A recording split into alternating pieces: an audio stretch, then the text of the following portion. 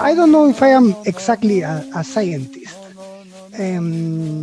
I do academic research, that's for sure, and also philosophical reflection based based on the ancestral knowledge of indigenous nations. I have worked with indigenous nations in North America, also in the Andes, that is the Peruvian highlands, and Bolivia and Ecuador highlands, and mostly in the Amazonic rainforest, in the Amazon rainforest. And I especially work with the Shipibo-Conibo nation because I am married with a Shipibo-Conibo artist, a female artist, that she is descendant of people that had dedicated to traditional medicine of the rainforests. So I try to think and to work in an academic way, but inside an indigenous family, and respecting the indigenous rationality and way of thinking, of living, of this conscious of being part of the sacred web of life. That's very interesting. And of course, I have a dialogue with science. I am not, I don't consider myself a scientific.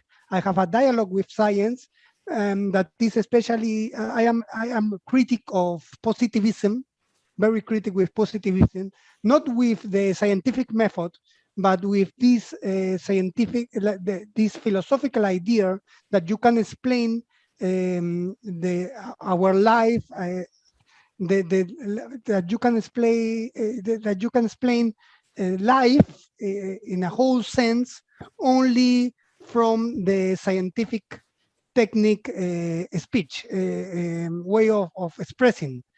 I think that I am against this kind of reductionist way of approaching reality and life and soul and spirit.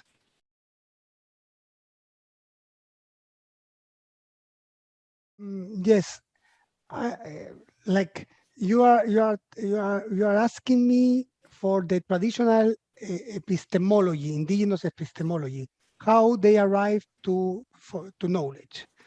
And in an indigenous sense, dreams and visions are valid methods for arriving to knowledge. Because in the traditional understanding, dreams are not only, they don't only put us in contact with our unconscious, but they allowed us to be in contact with other realms of reality that are not so concrete at this what we call the physical world. No? And I do this, like the idea of the physical world have changed in the last year, especially in the 20th century with the discoveries of quantum physics, no? That we have arrived to know that the atom is not a block, it's not an impermeable block. The atom is at the same time particle and at the same time frequency. So what we, like from the Western point of view, what was called reality, the material reality, is not so solid as the first scientific use to think, even as the Greeks used to think. Reality, like my body, the cells that are in my body 10 years ago, they were not the same cells that are today. We are renewing all the time. And our atoms and molecules are all the time in communication, exchanging with the rest of life.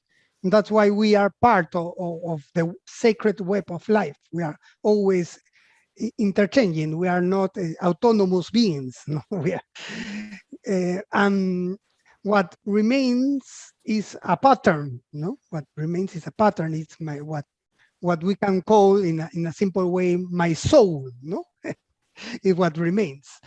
So reality is not so solid, but we can talk about the dense frequency of reality that are the ones that we perceive with our biological eyes. But there are other realms that are more subtle frequency of reality that we cannot perceive with our biological eyes, but we can intuit, we can perceive them with a transcendental exercise of our perception, with another kind of conscious, with an expanded conscious. So in Amazonic terms, when we dream, our spirit could travel to these other realms of reality and could talk with spirits. In an Amazonic sense, we think that every being, like animals, plants, even the river, even the lake, all are living beings, and all of them participate of language, and all of them have a degree of conscious and sensibility. And the traditional narrative, the traditional stories of the Amazonic elders tell us that at the beginning of the time, we all share a primordial condition, like the sun, the moon, the mountains, the trees. We were all people from the same nation, let's say. But because of different things happen, we separate. Now we are different, ontologically speaking, we are different from trees. But we share this spiritual breath, this cosmic breath, and we are still relatives. We have some kind of kinship with them because we all come from a common source. Yeah. And in our dreams, when we do this transcendental perceptual exercise, we can talk to the spirit of the trees and the spiritual owners of trees, the spiritual owners of the rivers, the spiritual owners of the plants, and they can tell us their knowledge. We recover this primordial language. Now, everyone dreams, no? But indigenous people have a special sensibility for these kind of messages. And the ones that had prepared themselves, that have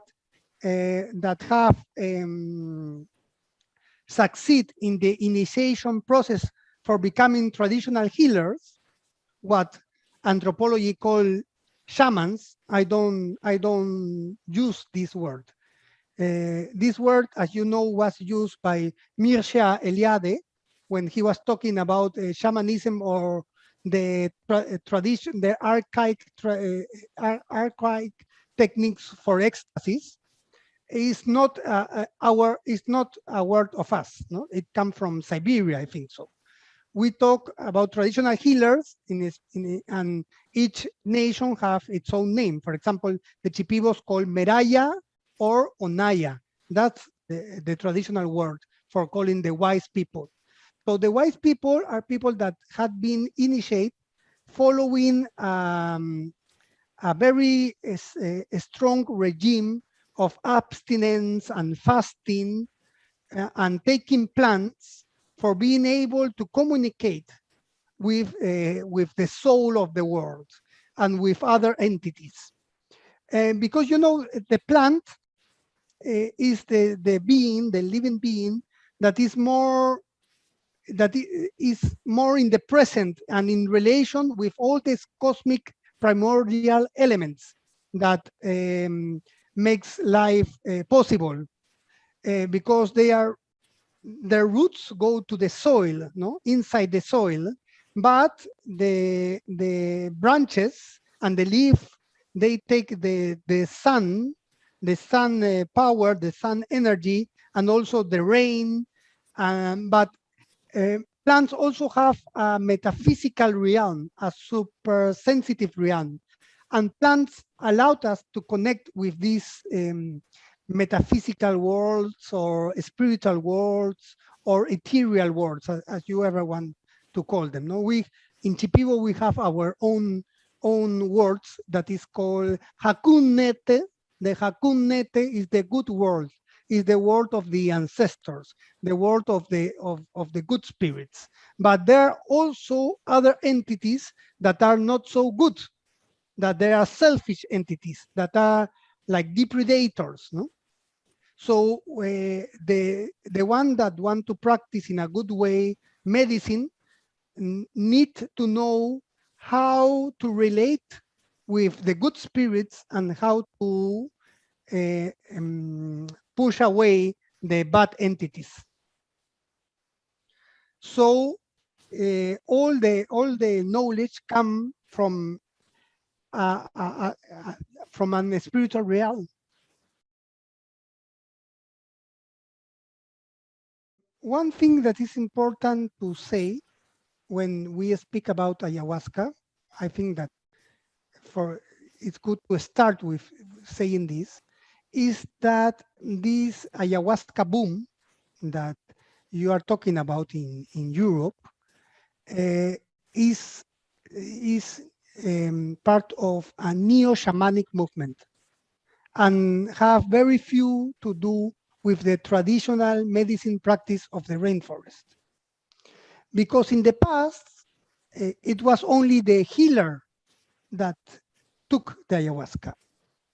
And the healer took the ayahuasca for developing this transcendental exercise of perception, for being able to make the diagnosis of the disease of his patients, and to connect with this Hakunnete, with Raunnete, the medicine world, for healing. And what heals was not the ayahuasca, was the chanting. Because the healer connects with the spirit world, and the medicine comes from that spiritual world, and that energy takes body, it was embodied in the frequency of the chanting. And that's why it can affect the patient and the body, the material world. So for example, when the traditional healer say, I am cleaning you, for example, in Shipibo, Sua Sua Bainking, no? If I chant is Sua Sua Bainking, Pisha Pisha Bainking, that means I am cleaning you. So when I say I am cleaning you, I am really cleaning you, because it's a word that is not like in the traditional linguistic or semiotic theory. The sign, we separate the significant from the sign, no? The meaning from the significante, the significant from the meaning, no? We separate. But in the Shipibo healing world, no, what I say is an action. It's a performatic word, because I am telling you what I am doing, but at the same time, I am doing what I am saying.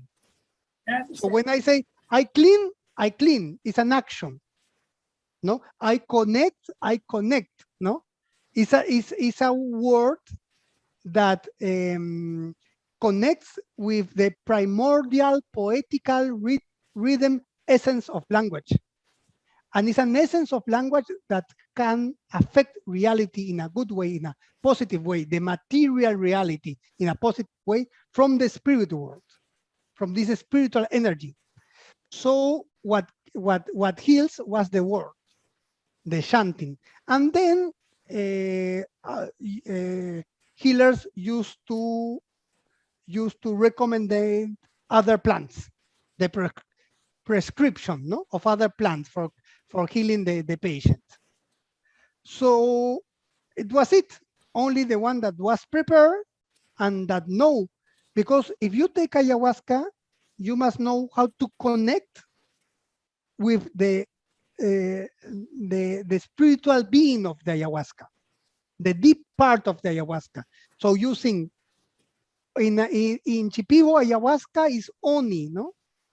The word ayahuasca is Quechua and means lian, la liana, the vein, la liana, and ayah is bitter.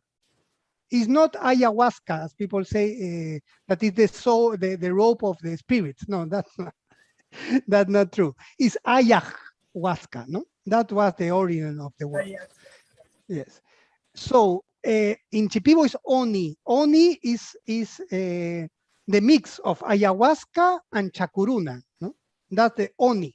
Ayahuasca is this rope, and chacuruna is a bush that in Shipibo is called kawa. The leaf, you use the leaf of the bush. So with the mix, you make what people call ayahuasca, that we in Shipibo is called oni. So you connect to oni shama kanoni, oni shama kanoni. You connect with the deep part and you call the owner, the spiritual owner of the medicine, no? Oni ibu muraya. So you talk with him, and then you align the effect of the ayahuasca. And with your chanting, you control the visions. So visions don't come to you, because you must keep visions in a distance for being able to make the diagnosis.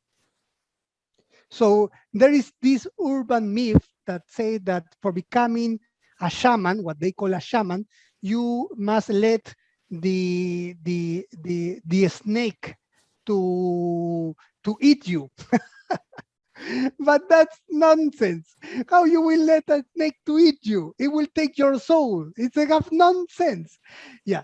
So all this idea of patient need to drink ayahuasca, and because people said, no, the people that work from a psychological point of view, they said ayahuasca will let you do a regression, so you can go to the origin of your trauma, and then you will get healed because you know the origin of your trauma. And that is Sigmund Freud. That is not indigenous knowledge. That is psychoanalyst. That is another colonial, Eurocentric theoretical imposition in the Amazonic materials, in the Amazonic knowledge. That is pure colonization. That have nothing to do with the epistemology, ontology, or the understanding of healing of the traditional healers.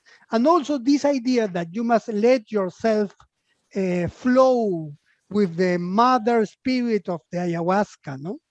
That will take you, and if you don't let it because your ego is no, it's not like that, because the Shipibo shamans, the Shipibo healers, when they take ayahuasca, they don't let themselves flow with the ayahuasca. They control ayahuasca with their strong thought, with a strong thinking, and with the chantings, their chantings.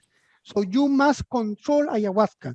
And because people doesn't know how to talk with ayahuasca, that's why it was not for the patients. It's only for the healer. Like what I think is not okay that people drink ayahuasca is if they are not well prepared. if they are not healers. Only healers should take ayahuasca. People that are taking ayahuasca, they maybe can have big visions, big intuitions, but they will get ill with time because ayahuasca will capture their spirit. Because ayahuasca spirit don't know them.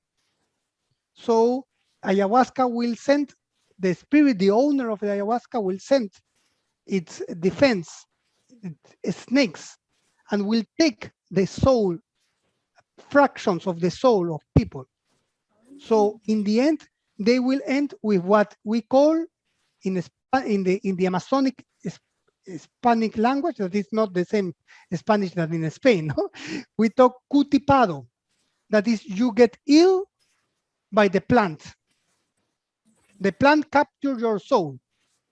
And we see these hippies, tourists, that are getting ill because of plants. For us, is really obvious. What is open for everybody is the traditional medicine. People can come to the Amazon for healing. But there is a problem that people usually are not humble.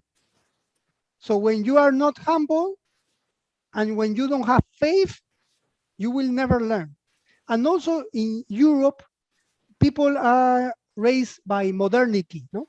So people have troubles for relating with their own ancestors. So they come here with that wound, no? And that is like not having a good relationship with your ancestors is a kind of illness because you don't have good roots.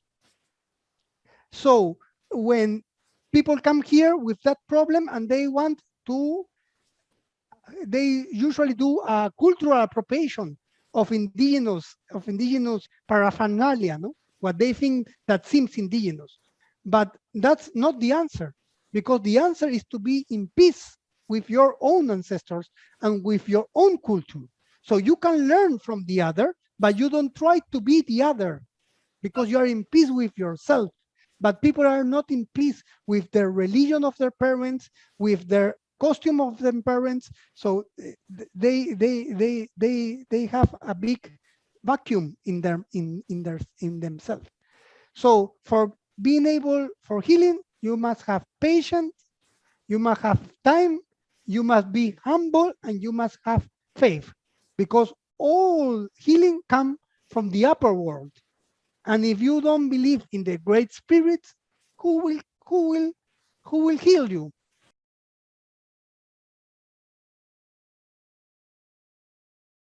It depends. But for example, let's say a very typical modern disease that is drug addiction.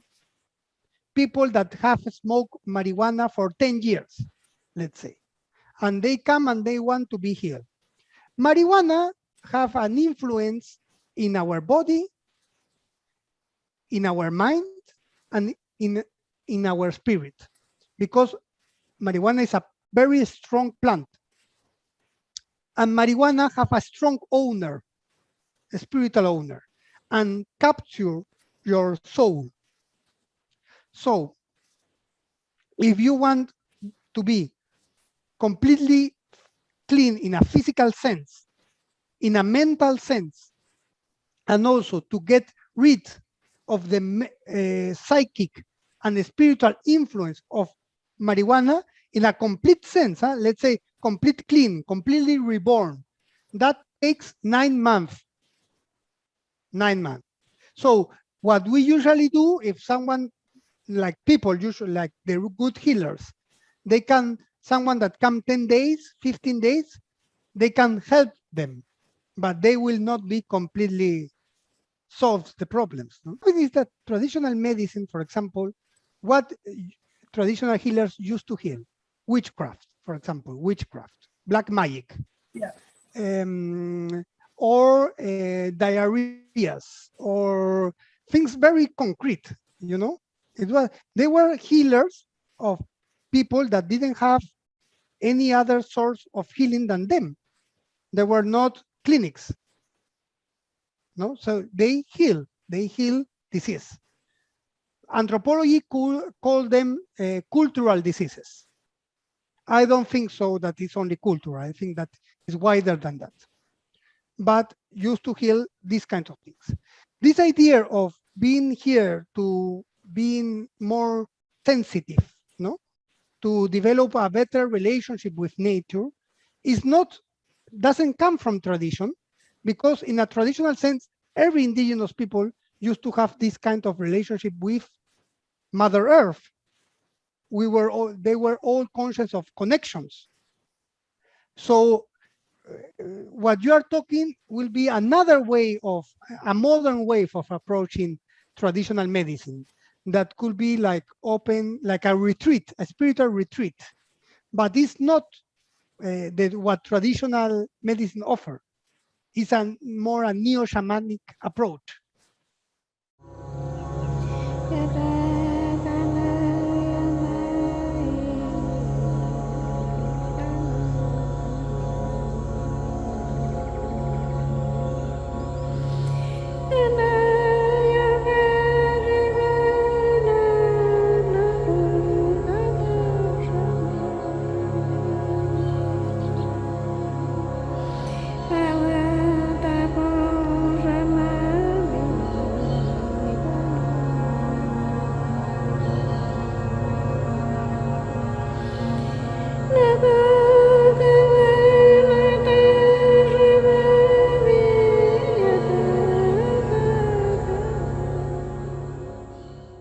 Not only energy, mind and spirit. Like the chanting can go inside the mind and clean sadness, and clean anguish, and clean when you are when you have too many thoughts, or when you have negative thoughts, because we know that thoughts also have in some way they are also matter, but in a more subtle way. They are around us. For example, you can see the thoughts of people as symbols here, as image archetypes. No, you can see them here around them, because thoughts have they travel, and we usually think that we produce thoughts, but thoughts are traveling in the air. And the problem is that our brain is like an antenna that captures thoughts. The problem is that we identified ourselves with that thoughts. And that's why we go to these black holes of gravity, of thoughts gravity, and we must clean them. But it's not that the healer is cleaning, it's the healer is allowing this energy to clean the thoughts. And also in a physical sense, the body, we clean, like the chanting could clean the body of bad earth. What we call bad earth is Hakuma Niwe in Shipibo. Niwe is, you can, for example, the air, the wind is called Niwe, no? Niwe. But also this subtle matter of bad smells live in our stomach, and we must clean. With the cleaning, you can also clean the blood, because the voice vibration have an impact in the material world. So it's not only energy. We clean everything with chantings. We are spiritual beings, and I understand that spirit and matter are not so different, are not split. It's not like in the traditional philosophical Western thought that is a complete split between physics and metaphysics.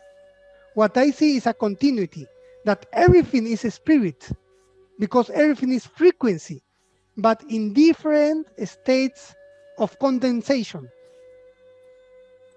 But this is part of the spirit world.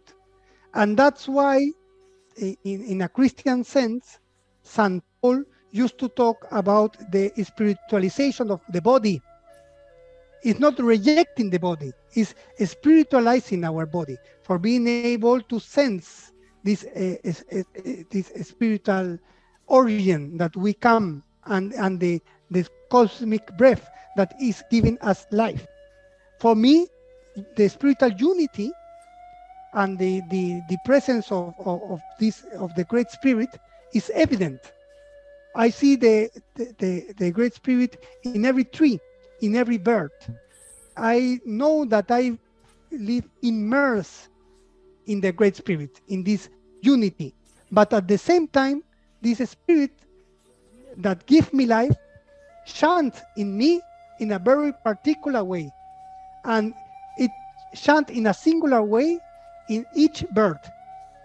Each bird is a particular manifestation of the Great Spirit, as each flower, as each river, as each cell.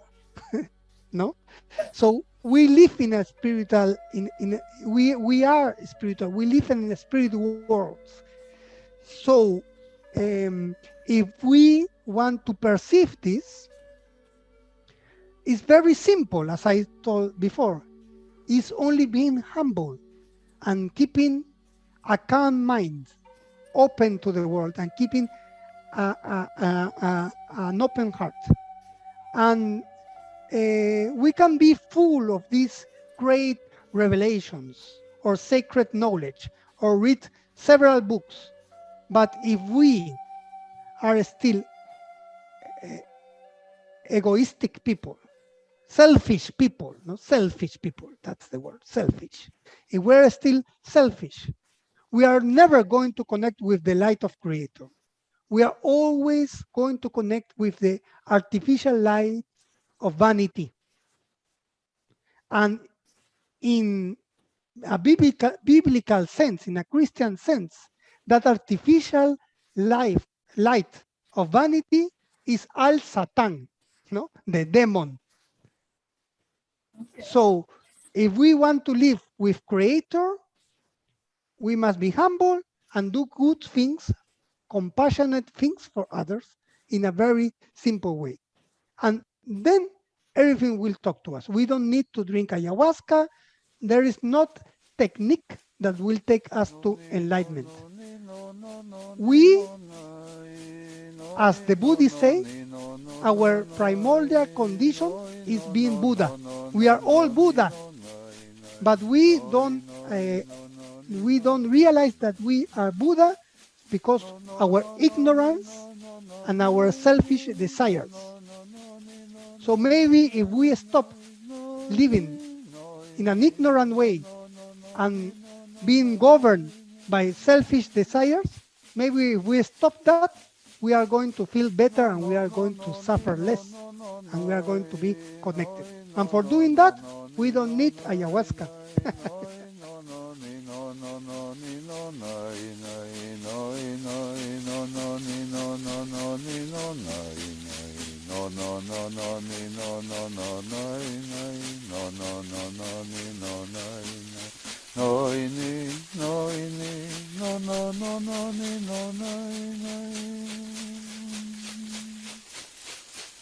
No no no no ni no no no ni no nai noi no no ni no no no nai nai noi no no ni no no no ni no nai nai noi noi no no ni no nai no no no no ni no nai nai no no ni no no no nai noi ni no no no no ni no ni no nai nai Alto chima chima yari, sumai karomai, yana rumisi karuna sitoi, shamu karomai, sinchi doctor sitoi, sumai karomai, medicina imantene munti. No,